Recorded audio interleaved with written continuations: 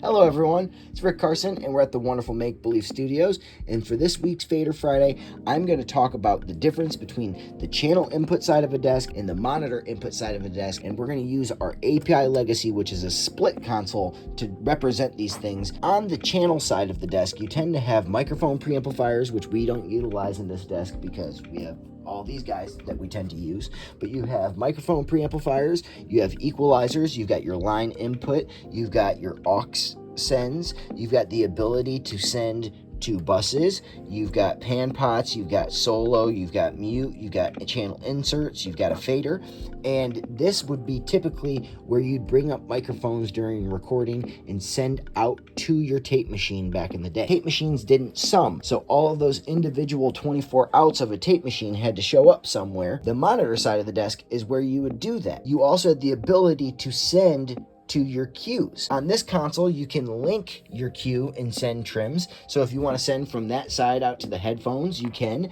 And if you want to send from this side over to effects processors and mix, you can. Typically, this would send to the headphones because you would be monitoring from this side of the desk. You have less features over here. You don't have microphone preamplifiers. You don't have equalizers. You do have pan pots. You have the ability to route to both stereo buses. You have solo safe, solo, and mutes. That does not mean that this isn't a functional part of the console in 2023.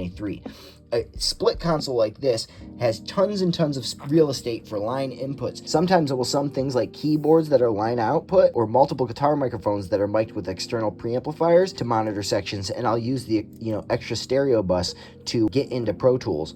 And if you don't have an extra stereo bus, it's also very easy to use the aux sends if they're not utilized for tracking. Join us next week as we talk about how these features are laid out in the SSL console and how an inline console can be a little bit trickier to wrap your head around.